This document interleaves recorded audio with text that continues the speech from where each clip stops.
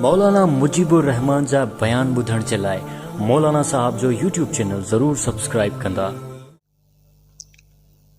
साईं अॼुकल्ह घणा माण्हू पंहिंजी जॻह ॾेई करे पोइ 5 या 10 लख वठंदा आहिनि ऐं चवंदा आहिनि त जॾहिं तव्हांजी जॻह खां उथंदासीं पोइ 10 लख वापसि ॾींदासीं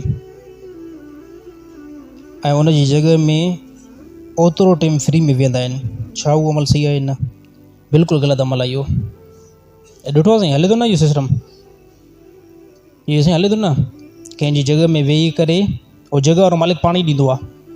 अवा मुंहिंजी जॻह में तूं अची करे वेह ऐं मूंखे 5 लख वठंदो आहे या 10 लख वठंदो आहे। जेसि ताईं तोखे 5 या 10 लख चवंदो आहे मां तोखे वापसि न ॾियां, तेसि ताईं तूं मुंहिंजी जॻह में फ्री में वेठो हुज। ऐं शहदाद कोट में घणो थो हले, असांजे सिंध जे इलाइक़नि में काफ़ी, बल्कि कराची में बि घणो हलंदो आहे। कंबर मां मूंखे इहे साथी जेको ॿुधायो, ऐं मैसेज जेको आयो न, घणा माण्हू एतिराज़ कंदा आहिनि त साईं जेको आहे को अलाए पाण थो जेको लिखी अचे। हे कंबर खां जेको आहे न सुवालु आयो, कंबर खां। उन साथी पुछा कयो त मां इनशाला जेको इहो रिकॉर्ड कंदासीं। चईसीं असांजे इलाइक़े जे अंदरि माण्हू छा था कनि त जॻहूं ॾियनि था, पोइ 10 लख रुपया वठनि था, पोइ अॻिले खे चवंदा भले तूं जॻह में असांजी में अची करे वेह।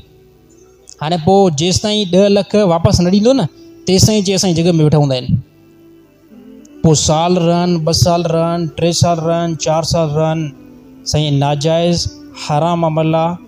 उलमाए देवबंद हिंद वारनि ऐं जामिअत रशीद कराची वारनि फ़तवा जारी कई आहे त इहो व्याज आहे। इहो छा आहे? हे व्याज अमल आहे, बिल्कुलु ग़लति आहे। हाणे मसलन तौरु मां जो मिसाल कंहिंखे 10 लख रुपया ॾियां, अलाए तूं वठि उस्ताद निसार साहिब खे मां 10 लख रुपया ॾियां। उस्ताद निसार साहिब जे मां घर में वेठुमि, मां पूरा 2 साल घर में वेठुमि।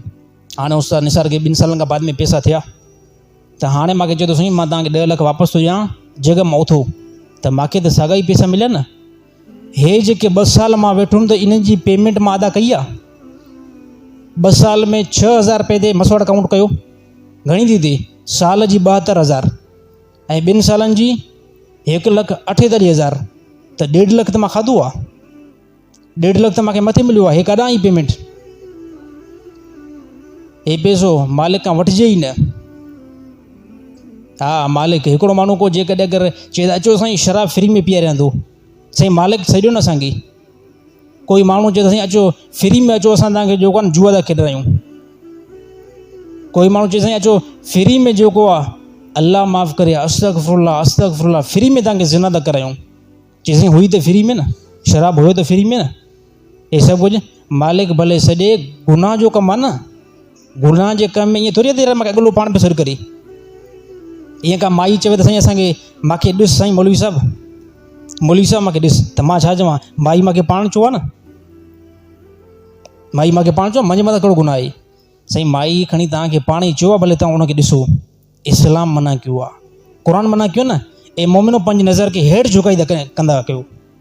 क़ुर हकीम अल्लाह ताला फरमायो रिबा खे इस्तेमालु न कयो ऐं रिबा खाओ बि न, यानी व्याज। रिबा अरबी में आहे, व्याज खे अरबी में रिबा चइबो आहे। त अल्लाह ताला फरमायो इहो वठंदा बि न कयो, ॾींदा बि न कयो।